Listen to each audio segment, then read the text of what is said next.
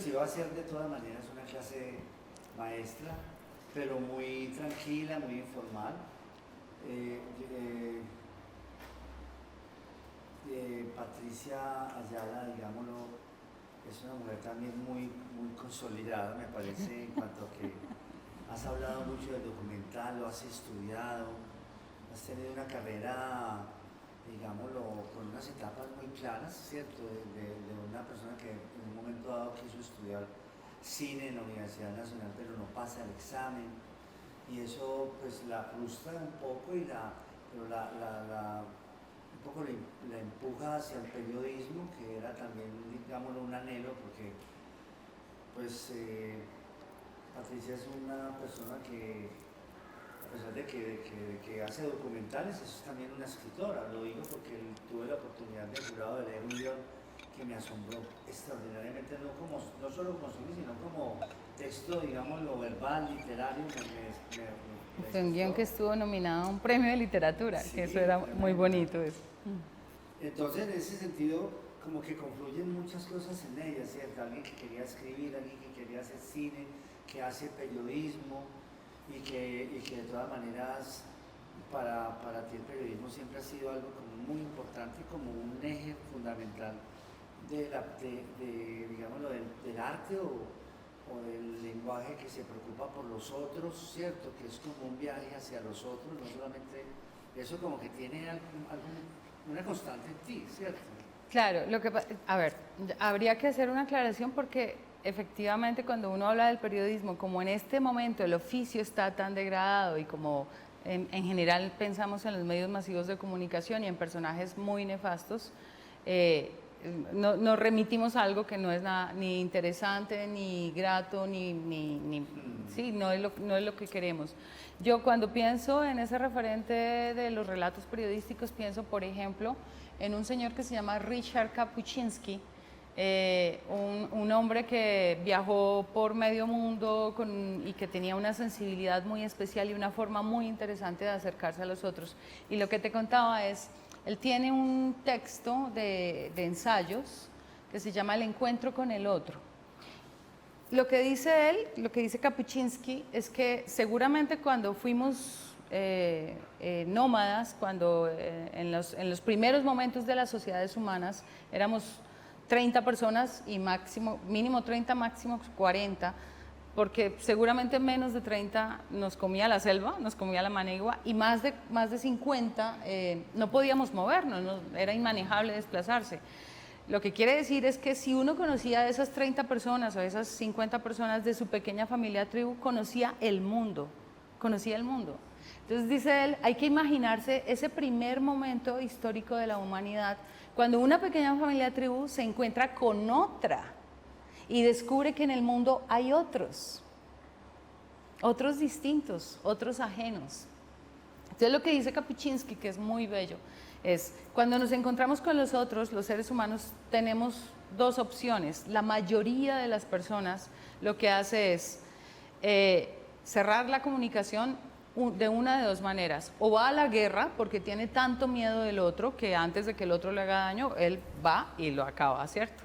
O pone una muralla, como los chinos, y dice de aquí para allá los bárbaros y de allá para acá los civilizados, que es lo que todavía hacemos. O sea, Trump es el ejemplo más reciente y más claro, ¿cierto? Todavía tenemos esa reacción absurda, dictada por el miedo cuando nos encontramos con los otros. Y lo que dice Kapuscinski, porque todo el tiempo estoy citando a este señor, que es increíble. Maestra, sí, es una verdadera clase maestra. Lo que dice Kapuscinski es que hay unas cuantas personas, hay unos cuantos seres humanos extraños que son capaces de superar ese temor al otro e ir al encuentro con el otro, que lo que quieren es precisamente ir al encuentro con los otros. Que son capaces de incomodarse y salir de su casa, de su café en la mañana, de su cama calientita y cómoda, la suya, donde las normas que rigen son las propias, y tomar un bus, un avión, un jeep, andar a pie y irse a buscar a los otros. Esa gente rara, Para mí... Lo que hiciste tú viniendo aquí a la No somos tan lejanos, pero sí, más o menos, claro. Pero esa gente rara para mí es la gente del cine. Y para Kapuczynski es la gente del mundo del periodismo, pero del periodismo real. Ese que precisamente quiere ir al encuentro de los otros y contar esas historias. Y establecer un diálogo con esos otros y contar esas historias. Entonces, yo no pasé en la Universidad Nacional. Cuando salí del colegio era una niña de 17 años. No tenía opción de estudiar en una universidad privada, que eso es algo además también que hay que preguntarse y que me parece que está cambiando y que está cambiando precisamente por cosas como la ley del cine y como fondos regionales que están cambiando un poco las cosas, porque efectivamente el cine es de élite. O sea, Lucrecia Martel lo dice en una entrevista, el cine está en manos de las élites. Y eso de verdad nos deja con un gran problema, porque entonces ¿desde dónde estamos contando las historias que estamos contando, no? Cuando yo salí del colegio yo no podía pagar universidad privada, ya vivía sola, me había ido a mi casa, así que tenía dos opciones, o pasaba en la nacional o estudiaba de noche, y no pasé en la nacional. No pasé el examen específico, pasé el examen general, que es bien difícil de pasar, y el específico no. Allá hay gente que decidió que yo no servía para esto. Así que me fui a estudiar periodismo de noche, porque era lo que había, era lo que se podía estudiar de noche, tenía que trabajar de día. Pero después descubrí, cuando me encontré con la Muestra Internacional Documental, que el cine documental me permitía como darle cabida a esas dos grandes pasiones que siempre había tenido, que era el cine y la literatura, el cine y el periodismo, el acercamiento a los otros, básicamente. Entonces... Pero tú me has dicho siempre que llegas a la Muestra Internacional de Documental, pero no me dices cómo llegas. Claro, porque llego a la Muestra Documental porque me encuentro con Ricardo Restrepo, que después fue mi compañero de toda la vida, que falleció hace 5 años, y que también fue mi director de fotografía. Fue uno de los grandes directores de fotografía de este país, era director de la Muestra Internacional Documental, y nos encontramos y conocí pues, a la muestra y como todo este universo del cine documental, y yo creo que pues aparte de quedarme maravillada, lo que me pasó es que empecé a trabajar con la muestra, a organizarla, y empecé a ver documentales de una manera bastante loca, y qué es lo que le pasa a uno cuando organiza un festival. Uno ve todo lo que llega, bueno, en ese momento. Pues porque además te apasionas, ¿no? O sea, y creo que eso es lo que pasa con la gente. ¿Conociste a Ricardo Restrepo? Y él era el director de la muestra en ese momento. Él era el director de la muestra. Enséñanos qué es la muestra, porque esa muestra... Sí, es muy, y está pasando en este momento, sí. La Muestra Internacional Documental es el único evento especializado en cine documental que se hace en este país. Se hace 24 años, el siguiente año van a ser los 25, sí, las bodas de plata de un festival, que eso ya, decir eso, pues es muy difícil, ¿no? Es una labor de constancia ahí y de mucha rigurosidad. Realmente es un festival muy riguroso con la selección que hace, tanto nacional como internacional, y con el evento académico que hace. Ahora además hace muchas otras cosas más. Es un evento realmente muy sólido, muy juicioso, muy riguroso. Yo organicé la muestra como por unos 5 o 6 años, y ahí tuve la posibilidad de ver mucho cine documental y de entender qué es el cine documental, ¿no? Porque de entrada, una de las cosas que pasan, tanto a nivel general como incluso estudiantes de cine, es que hay una falsa verdad, o hay como una prevención. Una falsa jerarquía, digamos. Claro, total, una dicotomía muy falsa, y donde el cine de ficción está por encima, incluso ni siquiera todo el cine de ficción. O sea, yo siento que en términos generales, en el universo de las dinámicas de la producción cinematográfica, hay una pleitesía al largo de ficción. Tú puedes ser como cortometrajista, gran cortometrajista, y no hay el reconocimiento, y no se te da el lugar que se le da a un director de largo de ficción. Como que se entiende que todavía no he dirigido, y la gente lo dice, todavía no he hecho mi primera película, así haya hecho 10 cortos. Y así los cortos sean maravillosos, ¿sí? Y hacer cortos no es fácil. O sea, contar una historia en 10 minutos, en 15 minutos, hay que tener una capacidad de síntesis. A mí me parece mucho más desafiante que contar una historia en largo. Y ni hablar de lo que pasa con la no ficción. Entonces, si había como este postulado, para mucha gente todavía hay gente que dice, ¿es película o es documental? Sí, todo el mundo dice, no, pero es película. No, pero es que yo me acuerdo cuando estrené mi primera película documental, que es Don K, le fue muy bien y en una de esas estábamos en Barcelona, tal vez, en España mostrándola, la sala llena, la gente aplaudía, radiante, muy feliz, y yo bajé y una señora me abordó y me dijo, maravilloso, maravilloso, pero quiero decirte que es un documental, no una película. ¿Y yo qué le digo a la señora? Pues sí, gracias. Lo importante es que te gustó y que podemos conversar a partir de eso. Pero ahí lo que pasó fue que entendí que hay, que la dicotomía no es entre el cine de ficción y el cine de no ficción. La dicotomía, como diría Nicolás Assalberg, que es un escritor de esa famosa revista que son los Cahiers du Cinéma, la dicotomía es entre la televisión y el cine.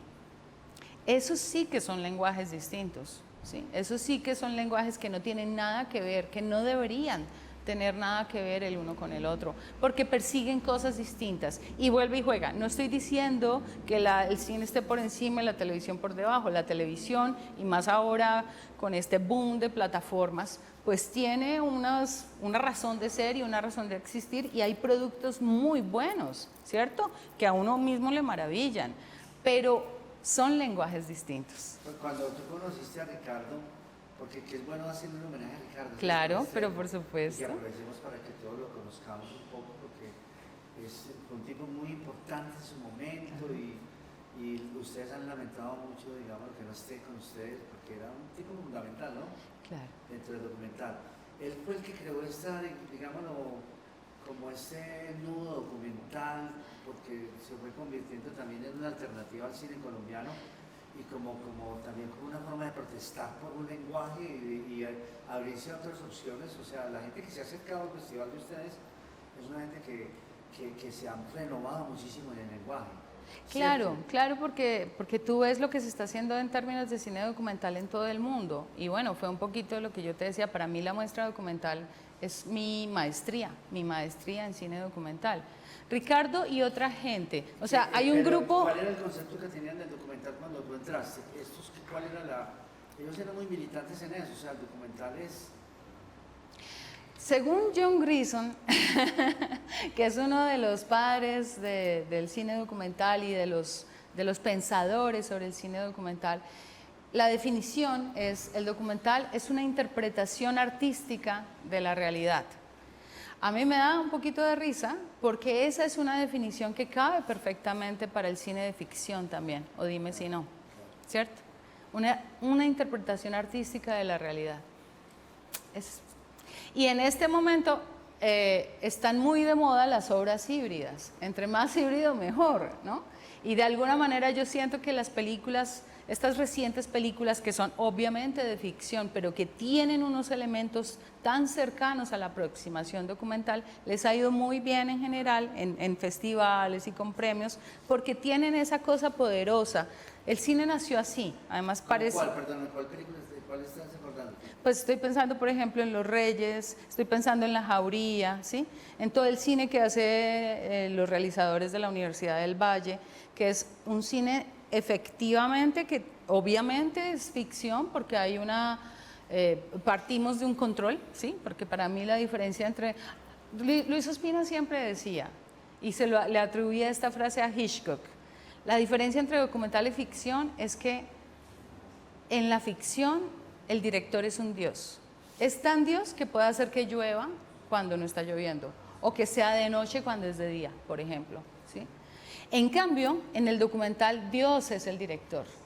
Y eso ya te da la dimensión, o sea, te marca la diferencia. Claro, cuando yo estoy haciendo ficción, yo llego a hacer que todo lo que me rodea se mueva y se rija bajo mis reglas, bajo las reglas que yo estoy imponiendo, que las impongo suavecito y de queridez y por las buenitas. Hay gente que no las impone ni de querido ni por las buenitas, pero las imponemos. Nosotros llegamos a un lugar, todos lo saben, todos los que han hecho ficción, llegamos a una calle, llegamos a un barrio, llegamos a una casa y hacemos que todo el mundo gire alrededor nuestro. ¿Sí o no? O sea, te debió pasar muchas veces con tu película. En cambio, cuando hacemos documental, es lo contrario, Víctor. O sea, uno es el que se vuelve chiquito y el que se acomoda a las reglas que eso que está frente a la cámara, que esa realidad que estás viendo frente a la cámara y esos personajes que están frente a ti te están imponiendo. Eres tú el que se acomoda a ellos, no al revés. Para mí esa es la gran diferencia. Eso es lo que me determina y lo que me permite identificar si yo estoy haciendo ficción o documental. Pero ahora tampoco es tan sencillo. O sea, piensen, por ejemplo, en la primera imagen del cine. La primera imagen del cine, la histórica, es la imagen de los obreros saliendo de la fábrica, ¿cierto? De los hermanos Lumière.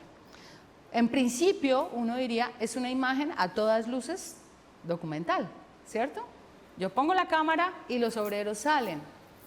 ¿Ustedes creen que los obreros saldrían en general tan rápido como para que todos cupieran en ese rollito?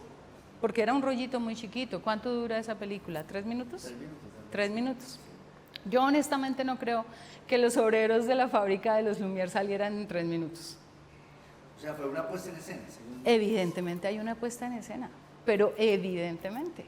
Además tú ves la imagen, es muy linda porque todos se mueven muy rápido y todos se aceleran y hay muchas mujeres, además hay una que le jala la falda a la otra, o sea, como que le hace la triquiñuela porque sabe que frente a la cámara no va a poder reaccionar, ¿sí?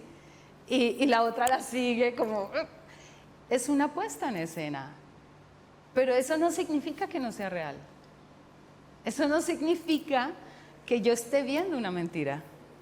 Es muy bonito. Eso me parece que es lo más interesante del cine, efectivamente. Y así nace el cine, tú sabes, Nanook. Ahorita Alados acaba de lanzar el tercer número de una revista especializada en cine documental y hay un artículo sobre Nanook, la famosísima película de Flaherty. Y ahí cuenta lo que todos ya sabemos, porque pues bueno, obviamente Pablo Mora hace un análisis mucho más interesante, pero sabemos que Flaherty hizo un casting para ser la familia de Nanook. La familia no es real, o sea, los personajes son de esa comunidad, pero él cogió a un papá, cogió a una mamá y cogió a unos niños. Hizo una puesta en escena. Entonces, ¿dónde está el límite, no? ¿Dónde está... ¿Cuándo nos estamos pasando para acá o cuándo nos estamos pasando para allá? A Salver, en esa ponencia que hizo hace unos años cuando vino a la muestra documental, su ponencia, vino de invitado a la muestra internacional documental y su ponencia se llamaba El documental no existe. Yo me acuerdo que Marta Rodríguez se levantó así furibunda. ¿Cómo traer a un señor que viene a decir que el documental no existe? La maestra, además, pues la mamá de todos nosotros. Y a Salver empezó en su ponencia, punto por punto, a desbaratar los postulados que marcan esa línea insalvable entre ficción y documental. Era muy bonito, era muy impresionante, muy interesante. Entonces, bueno, es un poquito de lo que yo les proponía conversar en esta charla. A propósito también de mi trabajo, porque obviamente yo empiezo con documental puro y duro, y esto se va moviendo un poquito hasta que ya en esta tercera película pues me meto con una ficción, pero es una ficción que empieza como documental. Pero por ejemplo, no sé si han visto Don K. Yo te contaba, Don K es un retrato documental de un personaje extraordinario. Entonces, tú hasta ese momento no habías pensado en rodar, digámoslo, pues, documental, hasta que vas a contar eso. Claro. ¿O fuiste a rodar directamente?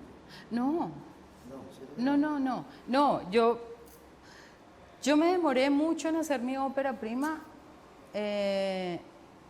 porque estaba abrumada, yo creo, cuando uno ve mucho cine, y en este caso mucho cine documental, uno se paraliza un poquito, ¿no? Uno dice, bueno, ¿yo qué voy a decir si ya todos estos dijeron cosas tan impresionantes y tan maravillosas? ¿Yo qué tengo que decir? Mi película hace falta y casi que la primera intención, el primer impulso es decir, no, mi película no hace falta. Pero claro, obviamente hay una cosa ahí adentro que tú dices, no, pues necesito hacerla.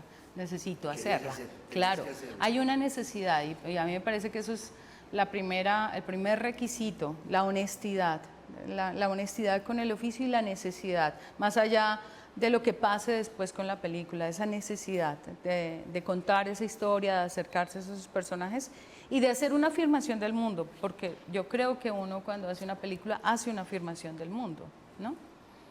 Entonces, bueno, lo que quería contar es que Don K, que es una película muy documental, pues muy documental de poner la cámara, de cine directo, de pongo la cámara y establezco unas condiciones y unos lazos de confianza con los sujetos, con los personajes que tengo frente a mí, me inserto, sigo sus reglas, ¿sí? No impongo nada o trato de no imponer nada. Obviamente sí estoy interviniendo, porque desde el momento en que ponemos una cámara estamos interviniendo. Eso de que olvídese de que la cámara existe es un chiste, ¿no? Al principio era como registrar la vida cotidiana de estos personajes. Claro, mi propuesta, cuando yo encontré a este personaje, que lo encontré... Cuéntanos un poco cómo lo encontraste. Yo estaba haciendo un documental por encargo para televisión, me mandaron a Guapi y estaba buscando un lanchero que no cobrara muy caro. Y alguien me dijo, búscate a Camilo Arroyo, que además es un personaje bien interesante. Si tú estás en Guapi, que es como un pedazo de África, tú estás esperando que llegue un hombre afro, ¿cierto? En una canoa, y pues del Pacífico, ¿no? Y te llega este señor blanco, hablando patojo, contando unas historias increíbles. Yo a los 5 minutos le pregunté, ¿alguien ha hecho un documental sobre usted? Y me dijo, ¿De dónde es? es de Popayán, es patojo. Entonces le pedí la exclusividad para poder hacer la película. Yo no sabía qué película iba a hacer. ¿Te cautivó? Sí. Yo creo que eso es algo que nos pasa... ¿Ustedes han visto Don K? Sí.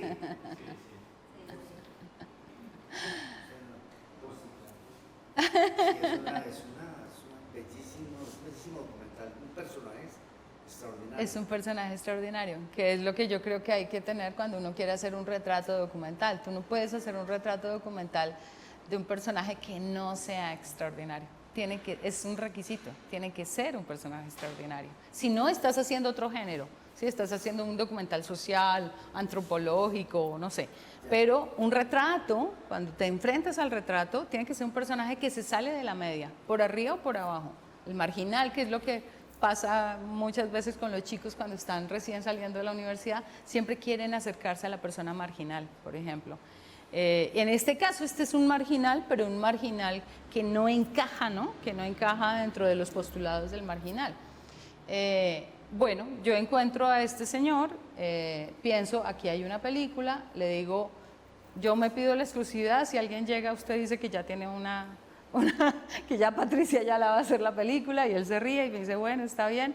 Después me voy, hago la investigación. Yo estaba tan convencida que ahí había una película que yo me financié la fase de investigación, viajé, hablé con él, le hice fotos. Yo no viajé con cámara, yo viajé con una cámara fotográfica y con una...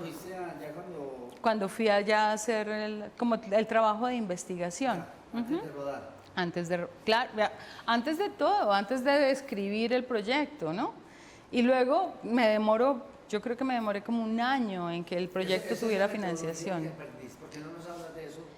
Esa metodología de distintos momentos hasta llegar a rodar. A rodar, pero es que, claro, yo creo que todo depende del tipo de proyecto que tengan. Hay proyectos que uno puede echar a andar sin un peso, con el tiempo de uno, con los equipos de uno, así ese equipo sea de un celular, y con el trabajo de los amigos a veces, y a veces ni siquiera el trabajo de los amigos, ¿sí? Con los recursos propios. Hay proyectos que se pueden hacer así.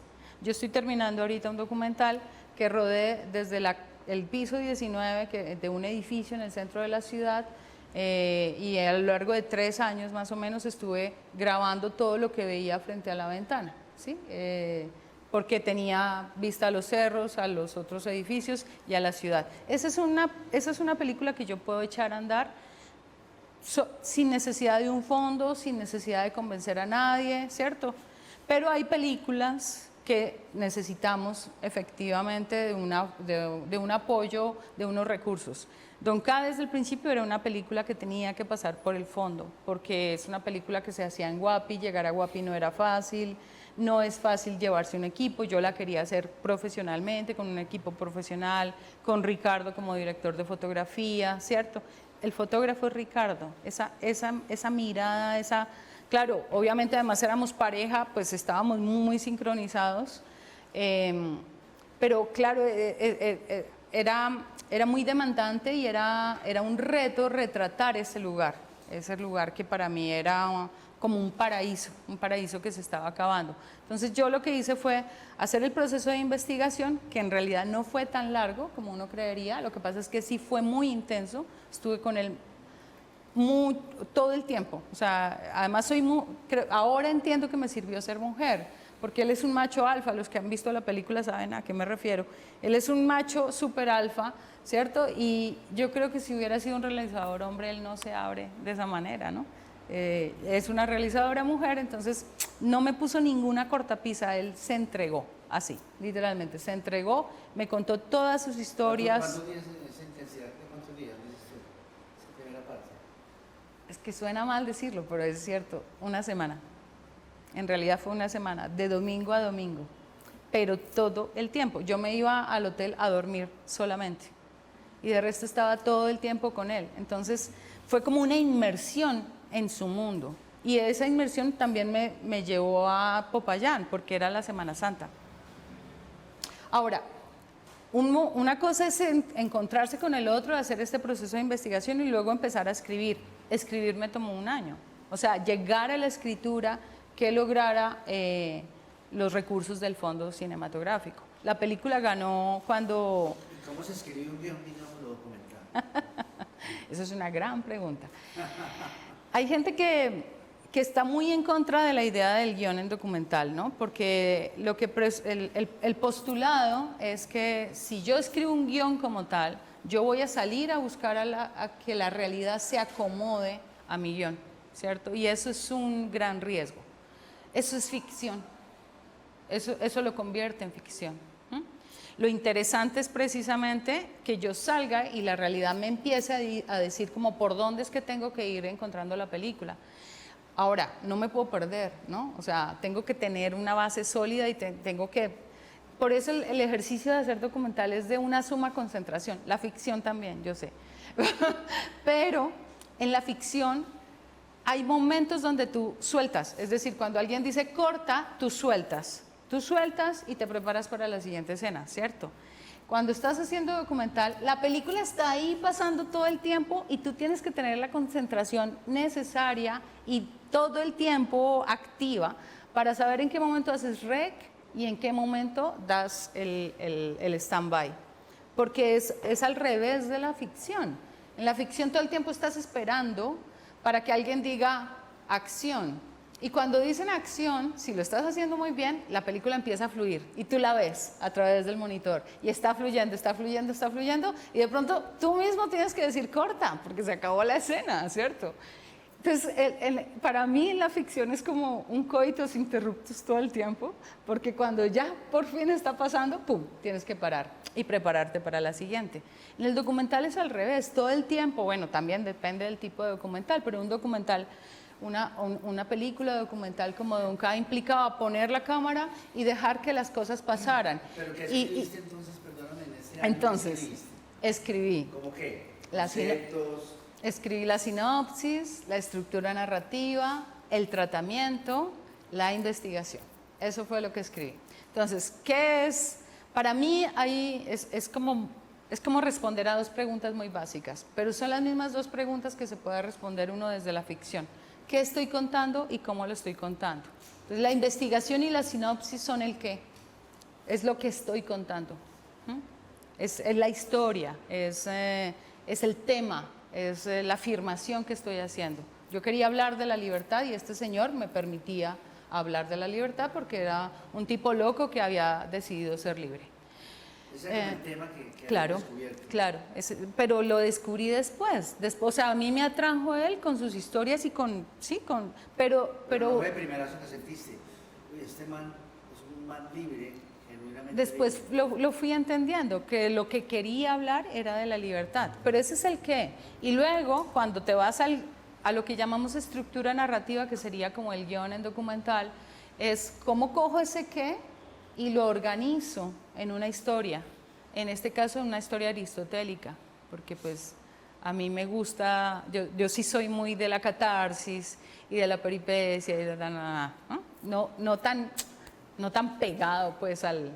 Nunca he leído, en algún momento empecé a leer un libro sobre guión y dije no, lo cerré y dije no porque se me formatea la cabeza, Pero es un peligro. ¿Por intuición o lo has leído? No. Todo eso? No, conozco el famoso librito de la poética de Aristóteles, pero lo que quiero decir es que nunca he leído uno de estos libros de manuales de como Maquis, esas cosas. Sí, sí. No, o sea, me parece peligroso porque entonces Enséñanos qué has concluido de lo aristotélico de acuerdo a lo que del libro de Aristóteles, de la poética, más o menos enséñanos un poco. No, pues no, alguna idea, alguna cosa. ¿No? la clase maestra. No, eso es difícil. Y a veces uno lo tiene claro, a veces no. No, mira, para mí lo más importante, o sea, mi empresa se llama Patos, o sea, mi casa productora se llama Patos con H en la mitad, ¿sí?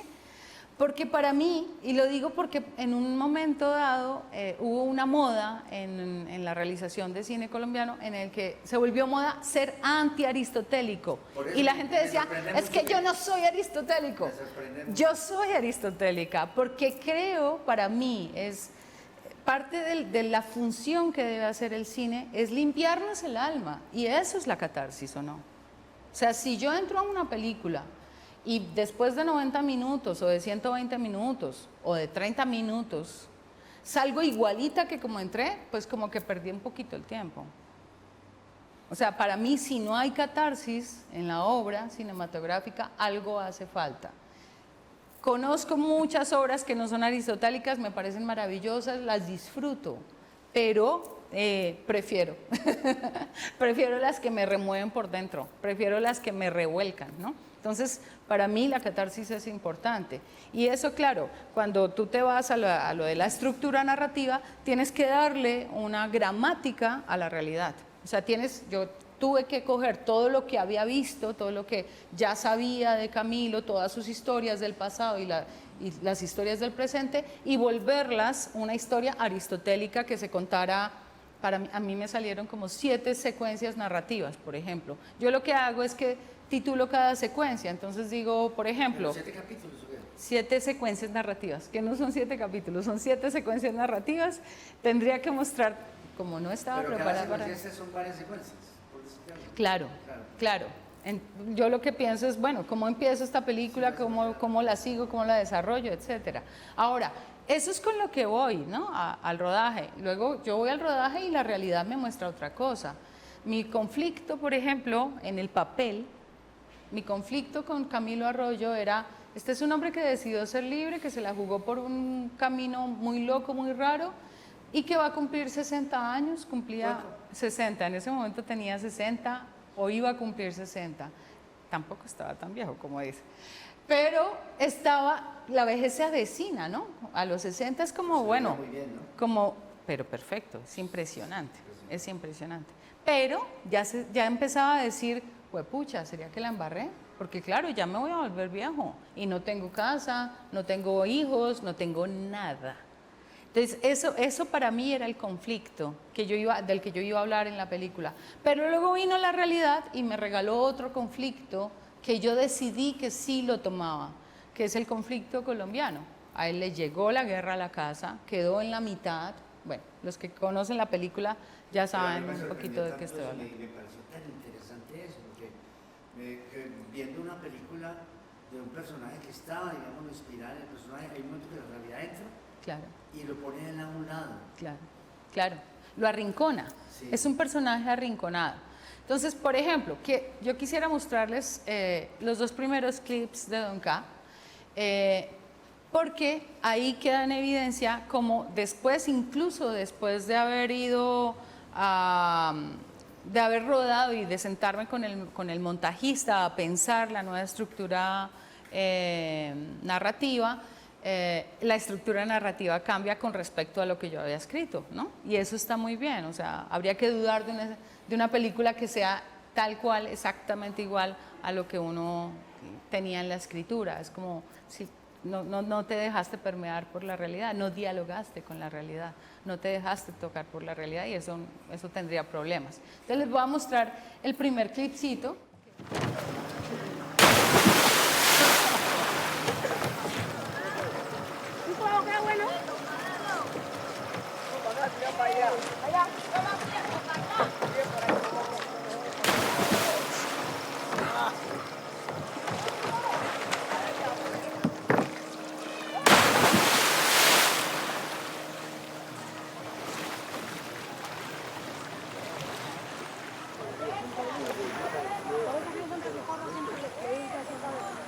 ¿Qué es la felicidad, a fin de cuentas? En pocas palabras. Es la distancia que hay entre lo que tienes y lo que quieres. Esa es la felicidad. Cuando la distancia es mínima, eres feliz. Cuando la distancia es grande, no eres feliz. Entonces, cuando no quieres nada, lo tienes todo. En ese orden de ideas. No quieres nada, todo lo que tienes es todo.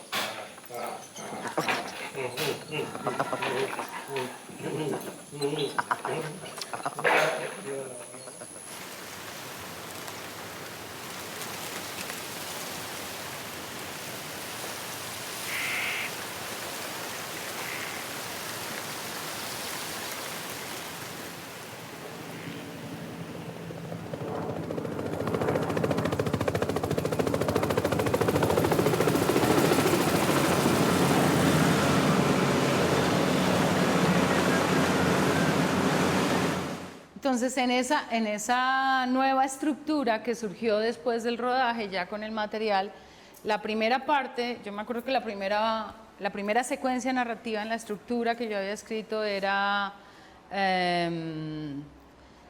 tenía que ver con, era contar la historia, una historia muy impresionante que él cuenta de que cuando era niño vio a su abuela golpeando a una muchacha negra, joven, que trabajaba en la casa de él, la golpeaba contra el piso.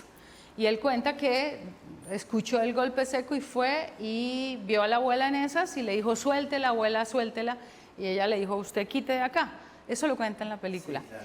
Y él le dice, él le mandó un puño. Él le mandó un puño y le rompió la boca a la abuela y la abuela lo condena, lo maldice.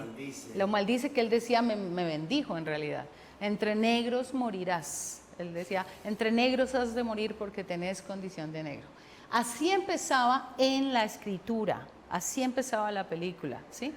Y se iba como a toda una parte donde se hablaba del por qué, del cómo había llegado él a ese lugar, ¿no? Estaba mal, el destino, la abuela lo había asignado y él había buscado, él había ido como al encuentro de ese lugar que aparentemente no le correspondía, pero que era donde era absolutamente libre y feliz. Luego, cuando llegamos con el material, volvemos a hacer así porque todo nos lo había cambiado, no todo, pero la realidad nos había puesto otro conflicto y como sucede alrededor del conflicto, así que todo se volvió a... tuvimos que darle como otro orden, ¿no? Entonces, esta primera secuencia pertenece a la primera secuencia narrativa. Esta secuencia no es la primera de la película, pero pertenece a la primera unidad narrativa. No sé cómo llamarlo porque no es una secuencia, son muchas secuencias. Y es como un... Es eso, como un capítulo. Ahí sí, de acuerdo contigo. Y ese capítulo... Toda la estructura son 7 capítulos. que son momentos, pues, siete transcursos de la historia. Claro, y eso era en la escritura antes de rodar. Y luego nos sentamos y dijimos, claro, el primer capítulo se llama El Paraíso. Entonces la historia finalmente es la historia de un paraíso donde vive este hombre. Pero no escrito, sino ya en rodar, ya después, ya en montaje, ya en montaje, claro, mira cómo cambió. Se llama Paraíso. Claro, Paraíso. para mí, yo veo el cuaderno que tenía en ese momento y yo escribí El Paraíso. Y era dibujar un paraíso. Si ustedes ven esa película, la primera parte es ese paraíso, ¿no? Donde vive este señor loco, raro, con una mica, que es su amiga, con unos niños que están a su alrededor, que uno no sabe muy bien cómo es la relación, pero es divertida, pero trabajan, pero comen, pero se molestan, pero se bañan en el río, ¿sí? Y es por eso El Paraíso termina, ese primer capítulo, gracias, termina con esta secuencia donde él define la felicidad de esa manera maravillosa, ¿no? O sea que de alguna manera aquí la define, pero esas definiciones a veces no son cinematográficas. El cine hay que mostrarlo. Claro, La claro. felicidad hay que mostrarla. Porque Claro. en ese sentido, cuando uno ve el trabajo, uno, ¿qué te digo? Como espectador, uno se encanta de la riqueza visual y de la sensibilidad de la cámara y de la manera como ustedes atrapan esa felicidad de la vida cotidiana. ¿Cómo lo hicieron? Porque Pues, es un descreste. Esa primera parte, no sé si ustedes la recuerdan, que están esas marimondas o esos ricos, ¿cómo se llama? los monoarañas. Los monoarañas, y bueno, hay una forma, una alegría, se bañan, hay una alegría, pero que no porque nadie la dice, sino porque el documental Porque te lo muestra, porque te pone en ese lugar. El documental bellísimamente apresa toda esa alegría, ¿no? Y te obliga a estar en ese, te permite, no te obliga ni siquiera, te permite. A mí me parece muy bonito cuando la gente sale del cine y me dice, sentí que conocí ese lugar, sentí que estuve allá. Y además con gusto, ¿no? Como me quiero ir para allá. Mucha gente me dice, me quiero ir para allá. Yo creo que es un poco lo que decíamos al comienzo de la charla. Si nosotros llegamos con Ricardo éramos un equipo de 3, la primera clave es no invadir demasiado. Igual estamos invadiendo, ¿cierto? Igual estamos ahí y estamos rompiendo algo.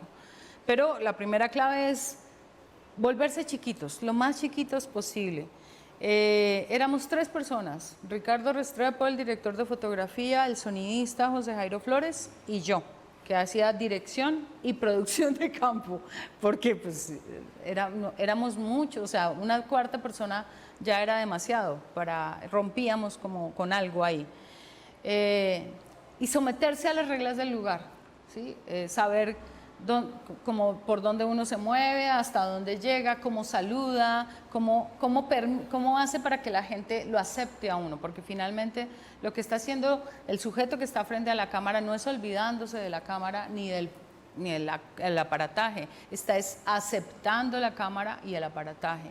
Y eso solo se logra si tú logras establecer una relación de par con el sujeto que está al frente, que esa es la otra gran diferencia entre el documental y la ficción.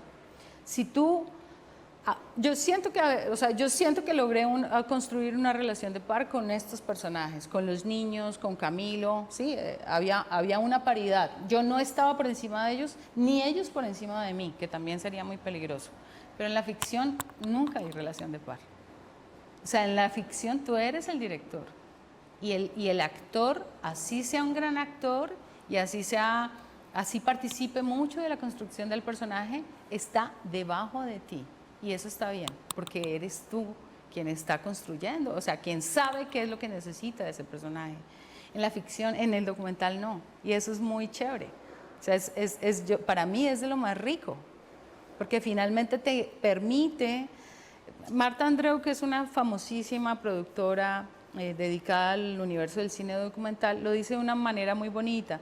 Dice, la película es el resultado del encuentro entre quienes están detrás y quienes están delante de la cámara.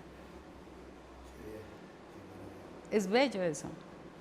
Pero, por ejemplo, Héctor Babenco dice lo mismo hablando de la ficción. Es que, ¿ves? Uno parte del postulado de que son distintas y luego rápidamente vuelve y dice, no, en realidad no son tan distintas. Babenco cuenta una historia maravillosa sobre El beso de la mujer araña, que es con William Hurt, que se ganó un Oscar, ¿no? Con esa actuación.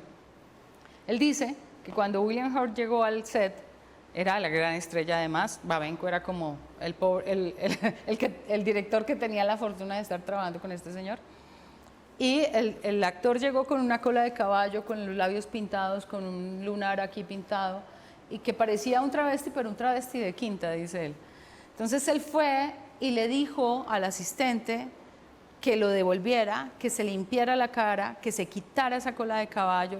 Le pegó el regaño, le pegó la vaciada, le dijo que el personaje era de adentro para afuera, no de afuera para adentro, le mandó una colita una patica de conejo y le dijo que la tocara y que esa suavidad era la que tenía que lograr en su personaje, ¿no? Y luego se quedó muy asustado porque dijo, pues esta es la gran estrella de Hollywood, me van a echar, pues van a decir que yo soy un grosero, que tal. El tipo volvió encantado y, claro, empezó a construir con él el personaje que terminó ganándose un Oscar. Es una gran película, esa es una gran película. Entonces dice Babenco, para cerrar esa historia, dice, no hay método que valga.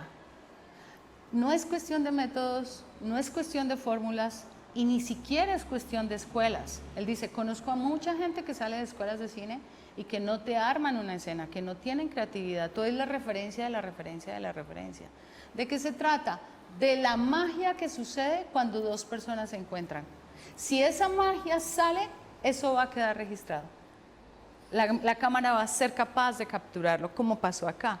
Lo que pasó, yo siento, es que este pequeño equipo, que éramos nosotros tres, estábamos totalmente seducidos por ese lugar y nos entregamos a ese lugar y no pretendimos cambiar nada, ¿sí? No pretendimos mover nada, no pretendimos que esos personajes que estaban frente a nosotros se acomodaran a nosotros. Tratamos de hacer lo posible por nosotros acomodarnos a ellos y bueno, obviamente el ojo increíble y bueno, y la conversación con Ricardo Restrepo Ricardo era un gran fotógrafo. O sea, hacer fotografía en el Pacífico colombiano es muy difícil.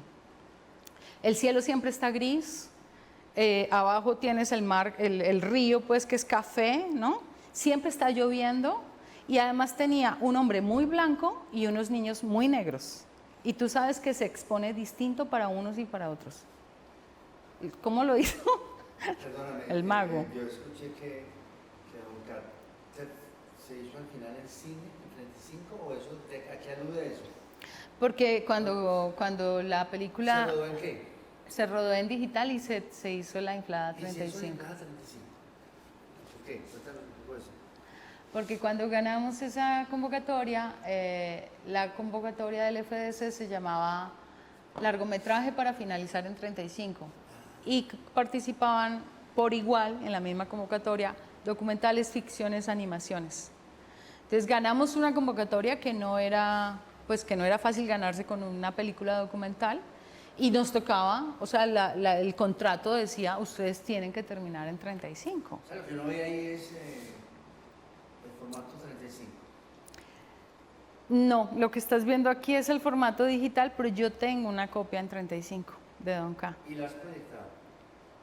¿La tienes? Pero hay que proyectar. Aquí en la Cinemateca se proyectó una vez. La trajeron Ya. porque hay una persona aquí, Adriana la trajo. La Adriana estaba buscando como las películas en 35 que todavía estuvieran por ahí y presentamos la copia en 35 de Don K. Entonces, Ricardo, perdóname.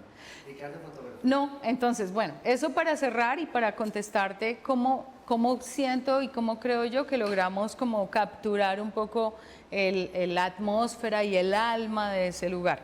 Pero quiero mostrarles el siguiente clip porque el siguiente clip es uno que me permite hablar de cómo son de difusas esas líneas entre el control y el no control, entre la ficción y la no ficción. A mí me gustan más los gallos de pelea. Me gusta criarlos desde pequeñitos, les pongo cuidado, los movemos y los llevamos para la gallera a pelear. Solamente me gusta eso, trabajar por aquí, sembrando chillangua, sembrando piña, yuca, pero para el ejército no lo pienso ir para allá.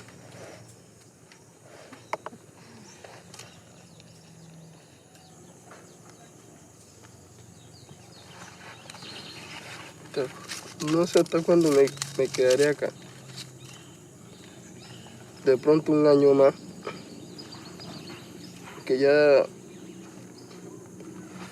me toca salir al lado de él porque ya estoy muy grande, ya estoy. Para estar al lado de él tengo que buscar una nueva vida para poder vivir.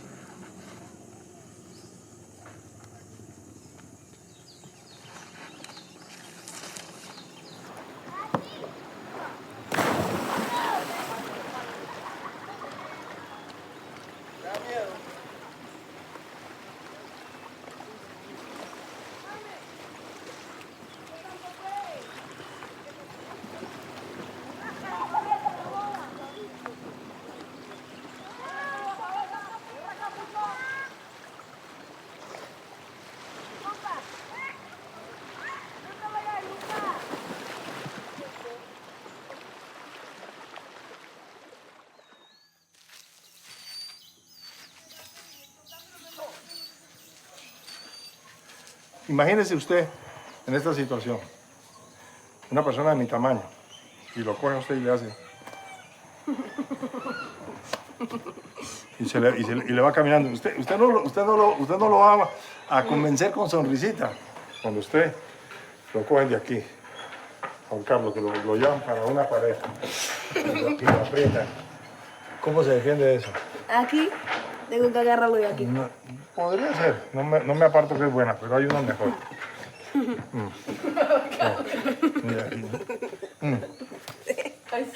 Cuando usted le mete las manos por aquí, le abre y le quedan, mire.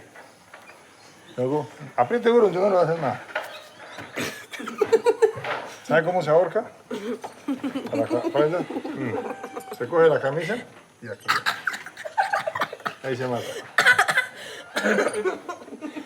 Pau. ¡Ay! Eso. Todo bien.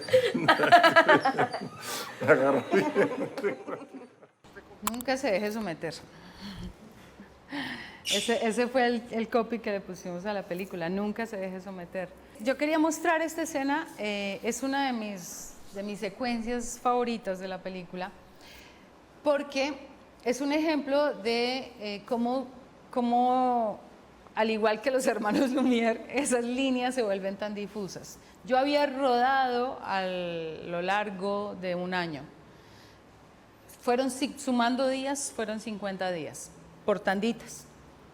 Y ya estábamos en nuestra última tanda y yo creo que faltaban 2 o 3 días para terminar el rodaje, ¿sí? Ya, como que ya, terminamos. Y de pronto, claro, esa angustia que le empieza a uno a dar en esos últimos días de despertarse a las 3 de la mañana, a las 12 de la noche, a la 1 de la mañana, me falta esto, me falta lo otro, ¿verdad? Caí en cuenta que había una escena que había escrito en la estructura narrativa que se llamaba Las llaves antisumisión, que no había rodado. ¿Por qué? Porque todos los niños se sabían esas llaves, ¿sí? No era lógico que él le enseñara a ninguno de los chicos que estaba alrededor estas llaves de karate, de defensa personal, porque ya todos se las sabían. Pero para mí era muy importante que eso quedara en la película, porque la película iba de la libertad, el tema era la libertad, y porque después, los que han visto la película, viene una escena muy densa, donde el personaje se vuelve muy complejo, aparece un arma, ¿sí? Y si yo no le pongo esa escena antes, ¿me entiendes? El personaje se va a deformar, ¿sí? Va a quedar deformado. Yo necesitaba esa escena. Entonces lo que yo hice fue, salimos otra vez, ¿no? O sea, salir a rodar era ir a meterse a la casa de Don K a ver qué pasa hoy. Entonces estábamos rodando, obviamente es como un médico que está de guardia, ¿no? Que está esperando ahí a que le llegue, no es que todo el tiempo, no somos una cámara de seguridad, no estamos todo el tiempo grabando todo. Entonces estábamos ahí como parchando con ellos, hablando con ellos, y de pronto yo le dije a Ricardo y a José Jairo, voy a pedirle algo a Camilo, atentos, porque no es un actor al que yo estoy dirigiendo, ¿cierto? No es mi actor al que le estoy diciendo, mira, acuérdate, vas a hacer esta escena y esta es tu marca, y entonces entras acá y listo, preparados, acción. Si yo hago eso, no sale esta escena. No sale esta magia, no sale esta cosa bella de esa relación entre ese señor viejo y esos niños. Todos se ríen, pero le está diciendo una cosa importante y esa cosa física de los hombres, ¿cierto? Que cada uno quiere ser más fuerte que el otro. Si yo lo hago así, lo dirijo como si fuera una ficción, la embarro.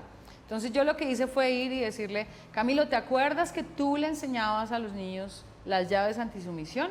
Me dijo, ah, sí. Le dije, enséñaselas a este par de hermanitos que acaban de llegar, llevaban poquitos días y no se las sabían. Le dije, quiero que se las enseñes a ellos. Y me corrí inmediatamente, porque Camilo inmediatamente, venga, no sé qué, yo le enseño, tarará. Hizo toda la secuencia, que es tan divertida, que le pegan en serio, que y no les había dicho lo de no dejarse someter de nadie. Entonces cortamos y yo otra vez me metí y le dije, tú le dijiste, cuando nos vimos por primera vez, tú les decías a los chicos que esto era para no dejarse someter de nadie. Y él lo entendió perfectamente. Volví y me quité y él llamó al chico y le echó el discurso. ¿Estoy mintiendo? Por supuesto que no estoy mintiendo. Es la recreación, la interpretación artística de la realidad, como dice el maestro John Grison, ¿cierto? ¿Es una ficción? ¿Es un documental? ¿Es cine? Lo importante es que estamos hablando de cine. Es una aproximación, es un lenguaje que persigue un objetivo muy distinto al que persigues cuando haces un producto cada 8 días o cada día, o sí, cuando haces una serie de 60 minutos y que tienes que cumplir con un postulado, con unos formatos y con una exigencia para una audiencia. Ahí está la gran diferencia, me parece. Pero ¿cómo resolviste esto que la realidad te propuso, que era como quien dice la entrada en el territorio de unos grupos armados que lo señalan ahí como un posible sapo y como una posible víctima, ¿cierto? Y él tiene que huir de ahí, de ese lugar. ¿Cómo mezclaste eso con la idea de la libertad? Pues ¿cómo lograste amalgamar esas dos ideas? Pues finalmente yo me acuerdo mucho del texto de la motivación, porque a uno en documental te piden una motivación, o sea, un porqué, ¿cierto? Hay un qué, hay un cómo y hay un porqué. ¿Por qué quiero hacer esta película? ¿Por qué es necesario hacer esta película? Ese texto empezaba diciendo que en Colombia hablamos mucho de derechos humanos, de pobreza, hablamos mucho de violaciones a los derechos humanos, pero nunca hablamos de la libertad, o muy pocas veces hablamos de la libertad. Y es precisamente porque estamos tan en la urgencia de lo básico que ni siquiera nos damos el permiso de ir más allá. Es un lujo la libertad. Entonces, básicamente mi apuesta desde lo conceptual, mi punto de vista, mi afirmación del mundo, diría yo, es un poco que el mundo te cobra muy caro la osadía de ser libre, ¿no? Finalmente es un personaje que no pide nada, o sea, pide poderse bañar en su río todos los días, guadañar, tener su casa ahí metida en medio de la selva, y comer lo básico para poder seguir viviendo en ese paraíso, y pidiendo tan poco, la realidad le llega, ¿cierto? Y lo pone contra la pared, lo confronta y lo pone contra la pared. Es un mundo que no te perdona ser libre. El mundo no nos perdona ser libres, siempre llega a cobrárnosla. Y esa es un poco la afirmación que hace esa película.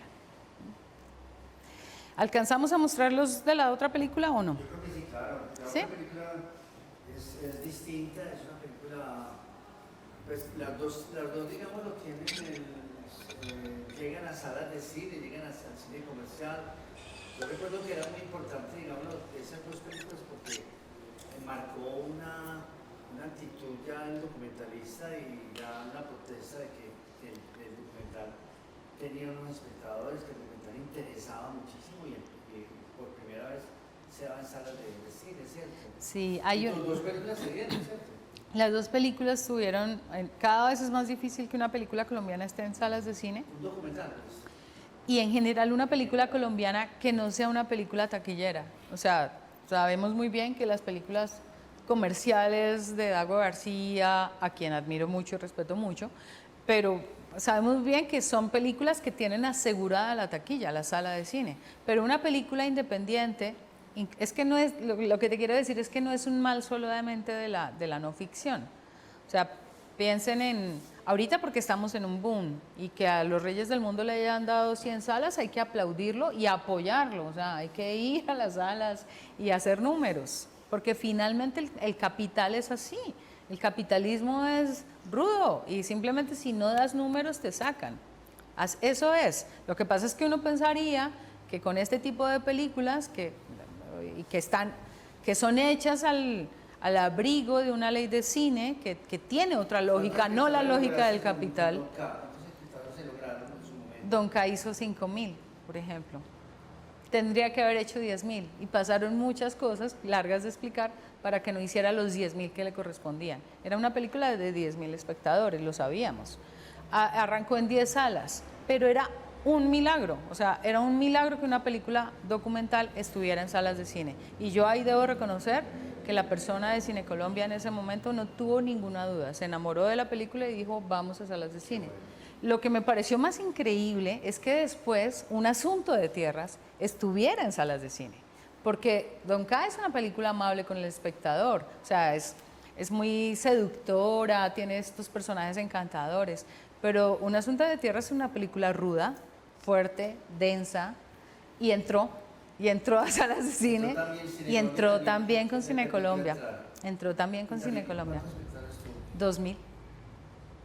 Que vuelve y juega, son cifras muy chiquitas, pero son cifras que, pues, o sea, yo no pensé que hiciéramos 1.000 espectadores con Un Asunto de Tierras. Yo me acuerdo que yo fui a la última función de la primera semana porque dije, pues ya me la van a quitar, o sea, si no haces las cifras que debes hacer en la primera semana, te sacan. Entonces fui a esa última función como solamente a mirar a quiénes eran los 5 gatos que estaban, y yo entré a la sala y la sala estaba llena. Era una cosa muy rara. Bueno, ese es otro tema, porque ese es el talón de Aquiles en este momento, ¿no? Que espero que con esta avalancha se rompa. Habías hecho una primera película llena de, ¿cómo te digo?, de creatividad de imagen, con una imagen siempre pues muy sensible, asombrosa, con unos iguales, una cosa, digámoslo, muy placentera para el espectador y demás. Y luego haces una película muy seria que implica también una inteligencia de, digámoslo, de qué estabas haciendo.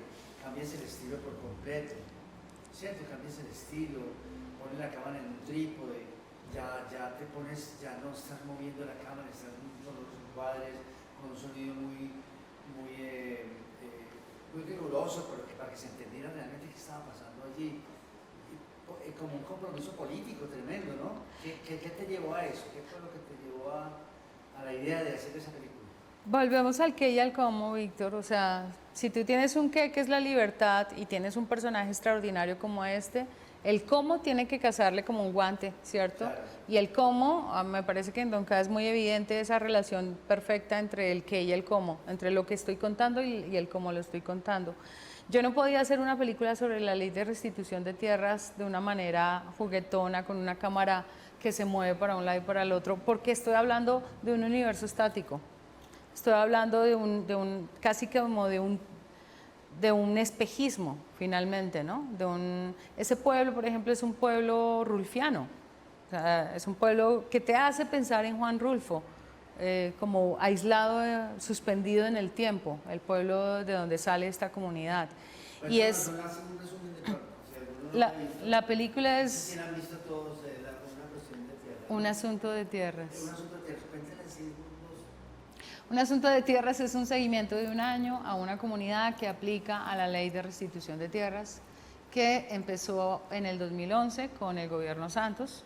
Cuando todos esperábamos que Santos fuera una nueva versión de Uribe, Santos empezó a hacer la paz, a restablecer relaciones con Venezuela, y cuando habló de restitución de tierras, yo dije, aquí algo raro está pasando y yo quiero ver esto, ¿no? Que eso es lo que nos pasa también a los documentalistas y a los cineastas. Tenemos esa cosa de Santo Tomás de tener que meter el dedo para cerciorarnos por nosotros mismos que eso está pasando y para meter nuestra mirada ahí. Entonces, escribí el proyecto, ese sí salió de una, Pero ese tú de una, impresionante. cuando se anunció, cuando se habló la ley de tierras, porque tú fuiste a los debates y todo. O sea, eso fue de una tu reacción. Cuando empezó a hablarse de una, saltaste con él. Pero no de una. Es que así son los proyectos. Yo tuve la idea de hacer esta película, luego ganamos con Don K y obviamente la primera película se le roba a uno el show y yo me olvidé de un asunto de tierras. Yo me metí con Don K. Pero al año, cuando estaba ya cerca otra vez el FDC, el deadline del FDC, de pronto vi una noticia que decía que iba a haber la última sesión en el Congreso para aprobar la ley de restitución de tierras. Y dije, pues pucha, en este país las cosas son tan lentas que pasó un año y todavía estoy a tiempo, no me lo he perdido. Entonces conseguí una cámara, le dije a Ricardo, vámonos, conseguí el permiso en el Congreso y nos fuimos los dos a hacer esas imágenes que son las imágenes con las que empieza la película. Las imágenes del Congreso sesionando y eso es un circo, ¿no? Son unas imágenes muy impactantes, muy impresionantes. Y escribí el proyecto y el proyecto ese sí pasó de una, le fue muy bien y después ganó Ibermedia y pues hicimos esa película, pero obviamente tenía que ser una película muy distinta porque estás hablando de un universo muy distinto y estás, bueno, haciendo unas apuestas de lenguaje que tienen que ver directamente con aquello que estás contando. Estoy hablando de una ley que se propone como la salida, o una ley histórica, ¿no? Es una promesa, y es una promesa, no es cualquier promesa. Cuando tú le dices a un niño que lo vas a llevar a montar en globo, si no le cumples, ese niño va a quedar traumatizado, ¿cierto? Esa era la promesa que nos estaban haciendo. Vamos a tener ley de restitución de tierras y vamos a devolver 6 millones de hectáreas. Es que eso es el tamaño de Suiza. Si no nos cumplen la promesa, este país, que fue un poco, ¿sí? Entonces yo quería saber, finalmente eso fue lo que hice, seguir durante un año a una comunidad que se encuentra con la ley. Hay 3 espacios dibujados, retratados en la película. El espacio del poder, que siempre va a estar lleno de cámaras, de periodistas, de pompa, de protocolo, de rituales. Están todas las autoridades, está la religión, está la policía, está el ejército, está obviamente el gobierno. Está el lugar del no poder, donde está la gente que sufre las consecuencias o que su vida está determinada por lo que pasa aquí. Y hay un tercer espacio que es ese pueblo que está fuera, que para mí es como el término, un pueblo rulfiano, que está fuera del tiempo, donde los animales corren, o sea, no hay dueños, ellos están como libres, no pasa nada. Había 60 personas viviendo en ese pueblo. Nosotros íbamos allá y no había agua potable, no había energía eléctrica. O sea, lo único que entraba era la luz del sol, ¿no? Porque el calor era impresionante. Teníamos que rodar entre las 6 de la mañana y las 10, porque a las 11 ya no podías. Y luego esperar a que bajara el sol y retomar tipo 4 y esas 2 horitas que quedaban de día. O sea, es un lugar. Ese sí es ir al encuentro con los otros. Entonces, bueno, yo quisiera mostrarles el comienzo y el final de esa película porque también es muy diciente.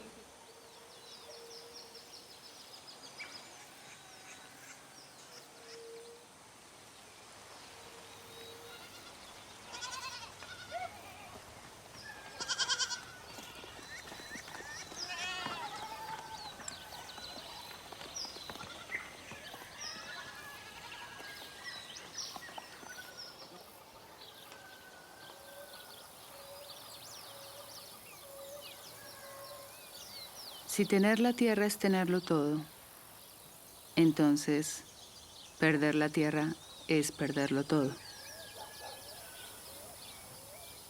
Es perder la historia, la identidad y el sustento.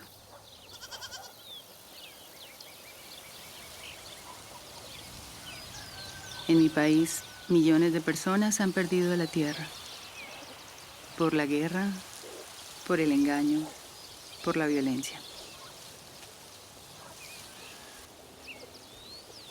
Más de 6 millones de hectáreas es la cuenta del despojo. Es como robarse Suiza entera.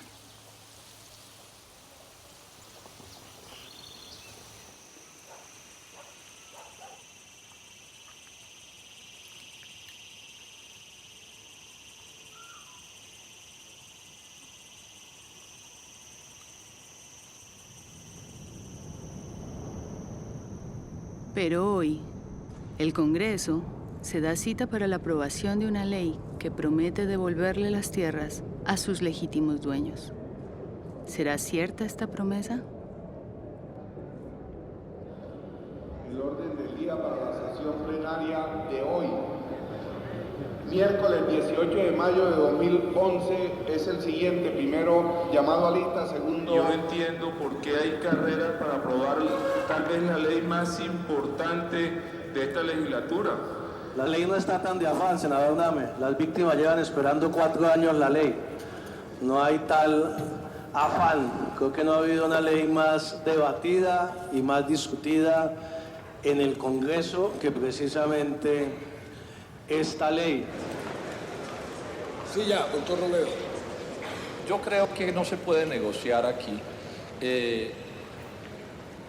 que se pueda terminar tramitando este proyecto sin el quórum debido. Señores auxiliares, requerir a los senadores que están en la sede social, se están votando los impedimentos en el proyecto de ley de víctimas. No hay decisión, no hay quórum para decidir.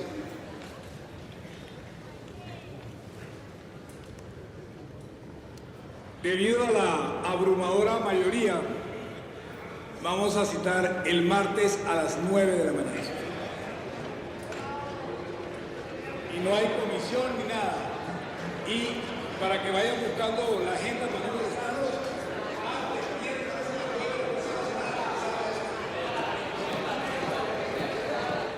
Aquí era todo lo contrario de lo que había pasado con Don K. Con Don K llegábamos a su casa, a su vereda, a su territorio, poníamos la cámara y dejábamos que las cosas pasaran y nos quedábamos 10 días, una semana, 2 semanas, ¿sí? Siempre fue como quedarse ahí, entrar con... Aquí era exactamente al contrario, era estar alertas para ver en qué momento pasaban cosas con la ley. O sea, estábamos dependiendo de lo que sucediera con la ley. Y íbamos y estábamos el tiempo justo para dar cuenta de la primera oficina de restitución de tierras que habría, o de cuando la ley cumplió 1 año y entonces hicieron una conferencia de prensa y Cristo estaba muy orgulloso porque había lanzado un libro, o en qué momento hacían otra vez una nueva jornada de encuentro entre funcionarios y personas de la comunidad. Sí, era exactamente al revés. Nosotros estábamos ahí, por ejemplo, el sonidista, cambiamos 4 o 5 veces de sonidista porque nunca sabíamos cuándo nos iba a tocar salir a rodar y a veces él estaba ocupado. El que sí estaba ahí siempre era Ricardo. O sea, ahí está la misma mirada, el mismo fotógrafo de Don K está ahí. Pero claro, estamos hablando de otra cosa. No lo puedo contar de la misma manera, no puedo tomar las mismas decisiones de lenguaje. Ahí hay 2 espacios, el espacio del pueblo. El pueblo es la misma mirada de Don K. Claro, ¿Cierto? claro. Tiene una sensibilidad extraordinaria, tienen ustedes 2 ahí, ¿cierto? Aquí también, claro, pero es que no puedes hacerlo de otra manera, o sea, tú no puedes acercarte a ese universo. Está con trípode, ¿cierto? Claro, claro. ¿Por qué decidir con trípode? Pues, porque estás hablando de un universo cerrado, de un universo fijo, de un universo estático. O sea, ese universo del Congreso no es un universo dinámico, aunque se mueva, aunque parezca un circo, ¿sí? Es un universo quieto, fijo, estático, inamovible, ¿sí? En realidad es así. Cuando nosotros pedimos permiso para registrar las escenas del Congreso, para registrar el debate del Congreso, y yo esperaba que me dejaran estar abajo. No sé si alguna vez han ido al Congreso, pero están ellos abajo y arriba hay como unos balcones para el público y para la prensa. Nos dejaron en el mismo lugar de la prensa y yo quería ¿No como... nos dejaron entrar con cámara? No nos dejaron bajar. Ah, usted tenía que estar con tiempo.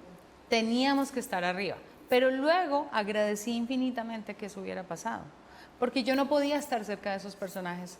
Esos personajes, y así lo había escrito incluso en el tratamiento, en las decisiones de tratamiento. O sea, yo tenía que estar cerca... Con Zoom, pues. Claro, pero la distancia, o sea, una de las cosas que tú sabes que uno como director siempre se pregunta es, ¿qué distancia voy a tener de mis personajes? ¿Va a estar muy cerquita, voy a guardar la distancia o voy a estar muy lejos? Porque son personajes con los que no estoy tan cerca, no me generan distancia, y estos son personajes que te generan distancia. Entonces, cuando finalmente tenemos que hacer las imágenes desde arriba con trípode, primero, ellos no están alertados, ellos creen que estamos haciendo el mismo tipo de imágenes que hace un periodista para el noticiero, ¿cierto?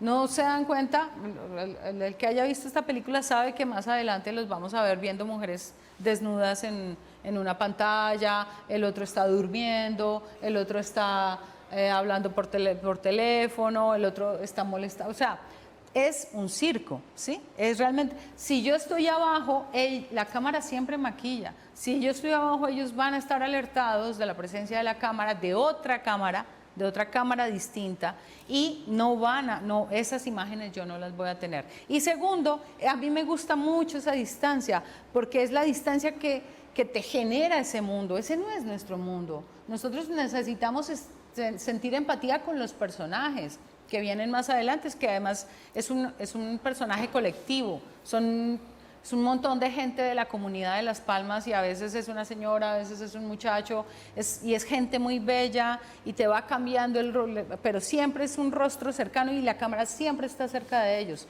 Pero de estos señores en Congreso yo no quiero estar cerca, porque quiero generar esa distancia y quiero que el espectador sienta esa distancia con ellos.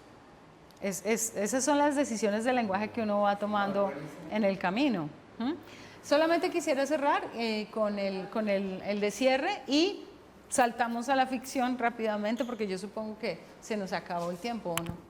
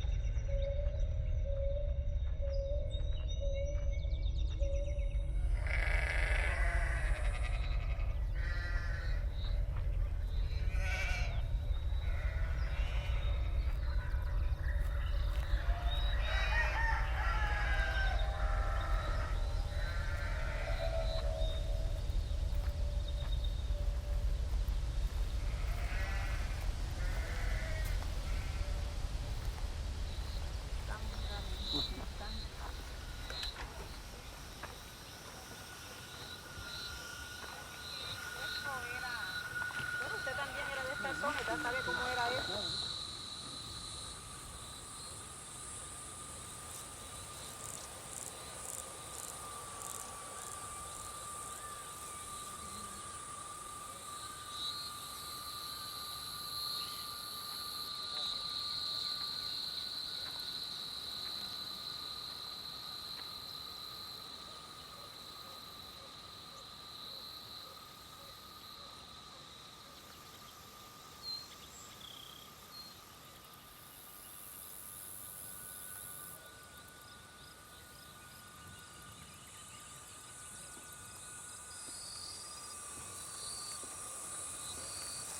Bueno, a pesar del tiempo uno distingue las cosas.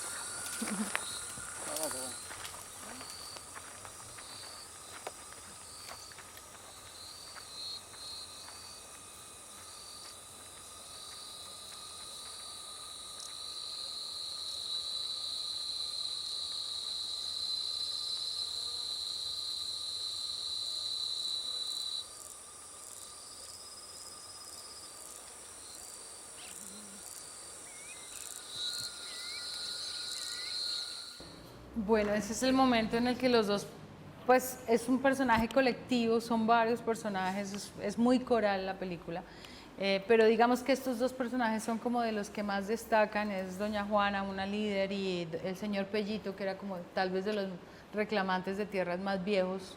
Él se murió y no le devolvieron la tierra. Es un personaje muy especial porque está a punto de decir algo y nunca dice nada, y tiene una presencia tan leve, con tanta personalidad, ¿cierto? Sí, sí. Muy bello porque él va a decir algo, pero él está oyendo y está como esperando, ¿no? Está esperando, siempre está esperando. Siempre. Y como que tiene esa cosa tan campesina nuestra, colombiana, como de querer afirmarse pero tener miedo, ¿no? A lo largo de la película hay una cosa y es que a ellos no les gusta que les llamen sanjacinteros. El casco urbano es San Jacinto. Ellos son palmeros, o sea, el pueblo se llama Las Palmas, pero todos los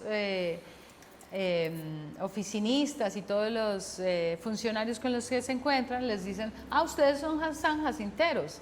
Y él se enoja, no, por ahora no, pero como que quiere decir algo más, pero como que no se atreve, como que se devuelve.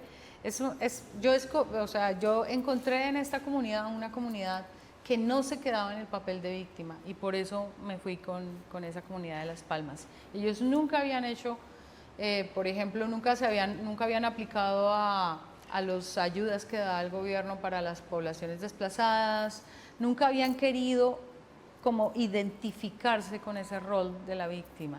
Y a mí eso me parecía poderosísimo, porque creo que uno de los grandes problemas es reducir a una persona desde el cine, reducir a una persona al rol de víctima, quitarle la humanidad. Finalmente le estamos quitando la humanidad cuando la dejamos exclusivamente en ese rol, ¿sí? Me parece muy peligroso. Por eso me parecía, estos personajes son muy llenos de alegría, llenos de vida, llenos de dignidad. Siempre su acercamiento con la institución es como con la cabeza en alto y como con una dignidad por delante que me parecía muy necesaria y muy importante. Y bueno, por ejemplo, estas decisiones de lenguaje, nosotros hicimos muchas veces esas imágenes de ese pueblo abandonado, de esa casa caída, ahorita que vi Los Reyes del Mundo, esas escenas finales me recordaron mucho. Claro, es que eso es lo que pasa es muy bonito pues esa coincidencia en las imágenes, porque eso es lo que pasa cuando abandonas la tierra, o sea, todo se cae. Efectivamente todo se cae.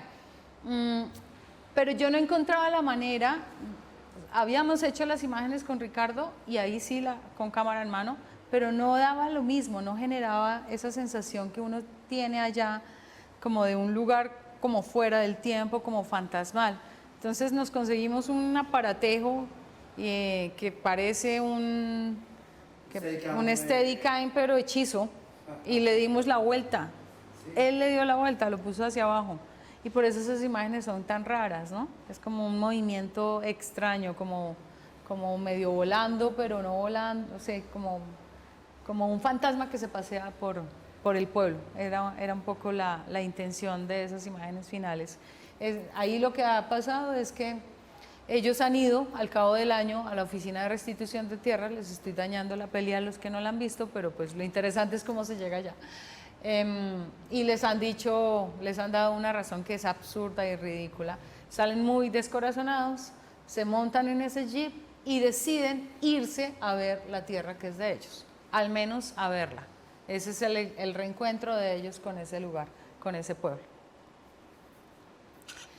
No sé si hasta ahora tengan alguna pregunta, quieran participar, quieran interactuar, porque ya nos queda un poquitico que es la experiencia de Patricia, luego es dar un salto muy sorprendente, porque aquí está haciendo un documental muy riguroso y decidir hacer una película de ficción ya compuesta en escena con actores y todo eso, y es otro capítulo, pues, digamos, de tu obra, ¿no? Otro capítulo. Pero si quieren hablamos primero de esto, de toda esta parte documental. Si hay algo que decir, algo que interpelar, algo que preguntar. Dime. ¿De esta? El guión, o sea, la estructura narrativa, lo que yo llamo la estructura narrativa inicial cuando presenté el proyecto, era muy distinta, porque yo siempre pensé que la cámara iba a generar cosas, ¿no? O sea, si tú estás con una comunidad que está aplicando a la ley de restitución de tierras, estamos estrenando ley de restitución de tierras, yo di por hecho que los funcionarios y el Estado, yo hice esto con permiso del ministerio, obviamente, ¿no? Yo tuve una reunión de 5 minutos con el ministro en ese momento y el tipo me dijo, listo, sí, pero yo necesitaba que él supiera que no iba... Con Cristo. No, él no era el ministro era Juan Camilo Restrepo. Pero Que es también un gran personaje. claro, es un tremendo personaje, es un hombre muy interesante. Pero lo normal que hubiera pasado es que la Cámara hubiera maquillado tanto que la institución hubiera forzado, hubiera hecho la diligencia para esta comunidad, ¿cierto? Es lo que tú esperas que pase. Como tienen la Cámara detrás, lo más probable es que a ellos sí les van a entregar la tierra en ese lapso prometido, en el año prometido. Yo pensé eso y así escribí el guión. Claro, yo dije, obviamente les van a entregar la tierra porque tienen una cámara detrás, ¿cómo no? Entonces mi guión era, esta comunidad aplica, hace cosas, tarara, les entregan la tierra, les restituyen, pero cuando ellos van a su tierra no hay proyecto, o sea, no tienen un peso para invertir, hay todavía actores armados alrededor y reciben amenazas. Así era mi guión. O sea, era una comunidad que regresa a su tierra porque la ley les devuelve su tierra, pero cuando llegan, la realidad es que no pueden quedarse en ella, ¿no? Y no pueden hacer posesión de ella. Ese era mi guión, mi película ideal en la cabeza. Pero cuando empezamos a rodar y pasaba el tiempo y no pasaba nada, yo empecé a entrar en pánico. Dije, esto es increíble. Claro, la realidad me cambió la película. La realidad me la cambió. Entonces entendí que tenía que contar la historia de un espejismo, de una ley que se vuelve espejismo, como Kafka, ¿no? Ese relato famosísimo de una puerta que nunca se puede pasar. La ley se vuelve una puerta que está puesta ahí solo para que tú te acuerdes que nunca vas a poder pasar por ella. Pero me lo cambió la realidad, ¿no? Bueno, no sé si haya alguna otra interpelación. O avanzamos. Tuyo.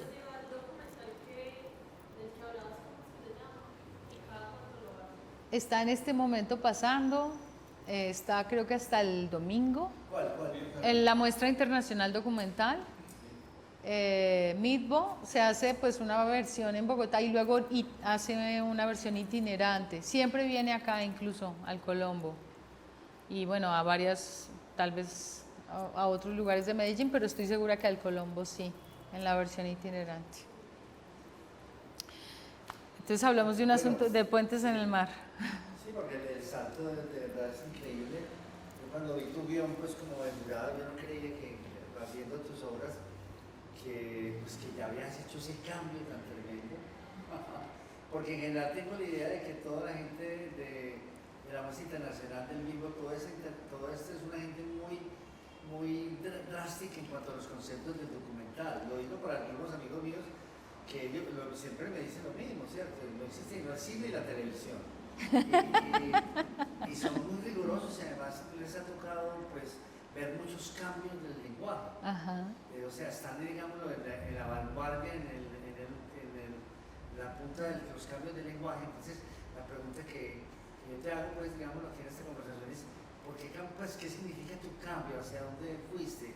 ¿Por ¿Y por qué me dio por ahí? No, y además porque vi ya la película y es una película, digámoslo, con unas cosas documentales, pero es una película muy bien dirigida, los actores, los planos. ¿Cómo aprendiste así tan velozmente? ¿No? Muchas gracias, Víctor. Viéndote a ti. Bueno, no, un Puentes en el Mar, yo debo confesar que siempre era, como tú bien dices, identificas, de esos documentalistas así de... Militantes. ¡Qué pereza la ficción! ¡Qué pereza la ficción! ¡Qué pereza narrar! ¡Qué pereza la ficción! No, pero es que en el documental estás narrando, claro que estás narrando. Bueno, sí, pero lo dice como narrar, ¿qué pereza el plano contra plano? Odian el plano contra plano. Es horrible el plano contra plano. Es horrible. No, a mí lo que no me animaba mucho de la ficción era realmente la parafernalia. Pues miren, Donka es una película que se hizo con, o sea, éramos 3 personas. Se volvió grande cuando fuimos a Popayán porque era un evento grande, la Semana Santa, éramos 20 personas. Eso fue la superproducción, pues. Pero a mí eso es lo que más me seduce de hacer cine documental, ¿no? Ser un grupo pequeñito, insertarte ser como un fisgón con permiso, ¿no? Insertarte en unas realidades que son ajenas, pero que las vuelves tuyas, que te vuelves par del otro. Bueno, y que puedes, además, el cine documental te permite experimentar con el lenguaje.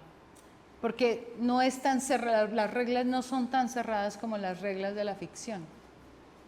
En el cine documental tú pones las reglas y dices, mis códigos van a ser estos, entrevista o no entrevista, recreación, primera persona, y luego tienes que ser leal con las reglas que tú mismo pusiste. Pero el universo de posibilidades es infinito, es impresionante. La ficción no te permite tanto eso. Entonces, esas eran las 2 cosas que no me animaban, no me emocionaban tanto de la ficción. Esa cosa tan como como tan cuadriculada, digámoslo, de las reglas que tienes que seguir cuando haces ficción. Y, por otro lado, la parafernalia. O sea, 40, 50, 60 personas, lo invasivos que nos volvemos cuando somos un equipo de rodaje de ficción. A mí me genera mucho problema eso. ¿Sí? Me genera mucho problema llegar a una comunidad y decirle al señor de la esquina que no puede vender sus arepas porque estamos nosotros acá. Eso me conflictúa.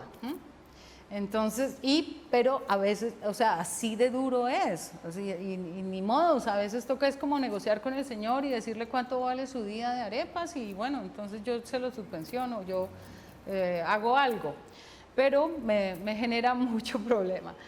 Entonces, ¿qué fue lo que pasó? Que la tercera película se llama Puentes en el Mar, es una película que se me ocurrió cuando fui por primera vez a Tumaco y me encontré con unas realidades pues impresionantes, como casi todas las realidades de las regiones de Colombia, pero más allá de lo que pasaba, lo que me sedujo es la gente.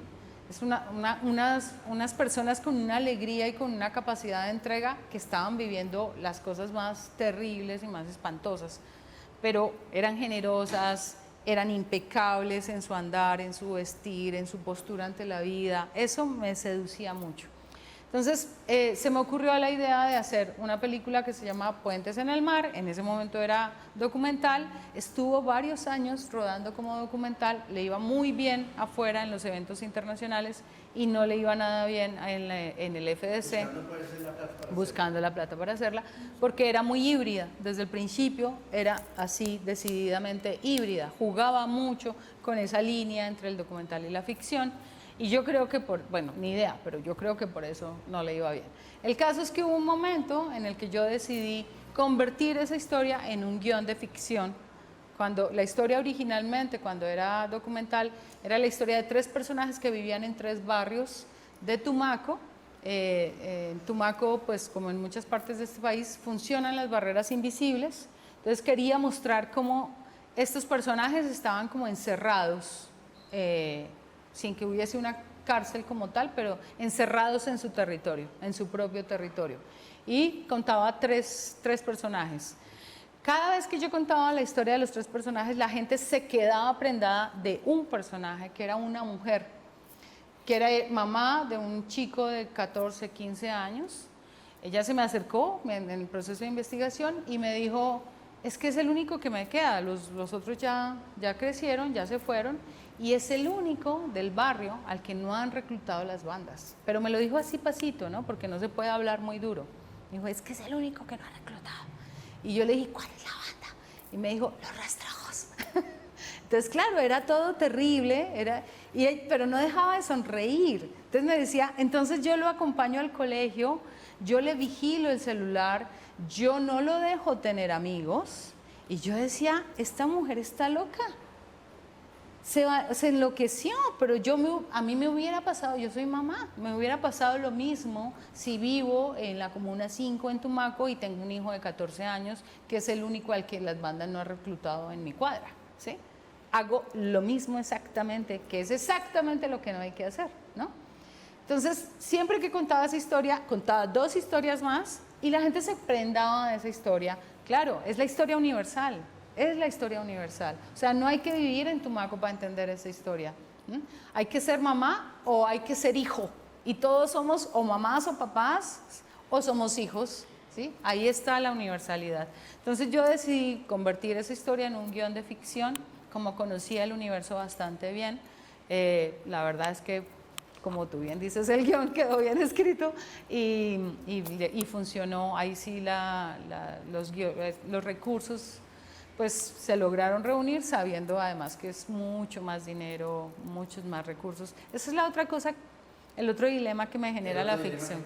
Lo caro que es la ficción. Es demasiado costoso. O sea, yo sí pienso que, o sea, cuando uno rebobina y dice, pues, y estas son películas muy baratas, o sea, es una película de 1.200, de 1.300 o 1.400 millones de pesos, si le sumas todo lo que se gestionó, digamos. Eso es muy barato, eso es muy barato. Pero con 1.400 millones de pesos se puede hacer un centro médico. Un centro médico. Se puede hacer una escuela, ¿no? O sea, cuando yo me pregunto, cuando yo pienso en eso, a mí me da vértigo. O sea, esto tiene que ser, esta película tiene que hacer algo, tiene que cumplir una función, porque son muchos recursos, y son recursos nuestros, ¿no? Porque estamos haciendo estas películas con el Fondo para el Desarrollo Cinematográfico, es decir, con el dinero de todos, que se recoge a través de impuestos. Hay una responsabilidad, hay una gran responsabilidad, eso es acojonante, pues. Bueno, entonces, yo decidí hacer la película, pero, mira lo paradójico, para ninguna de mis 2 películas anteriores documentales yo me fui a vivir a los lugares, con esta sí. Yo me fui a vivir a Tumaco el año pasado, desde febrero hasta, bueno, me enfermé en la mitad, me tuve que volver un mes, me volví a ir, pero yo estuve todo el año en Tumaco, viviendo en Tumaco, hice casa en Tumaco, ¿sí? Alquilé un apartamento, me quedé viviendo allá, porque necesitaba aprehender, con H intermedia, aprehender ese lugar, ¿sí? No podía darme el lujo de que la mirada que me saliera fuera la mirada de un turista o la mirada de alguien foráneo que se le cuela el exotismo, ¿no?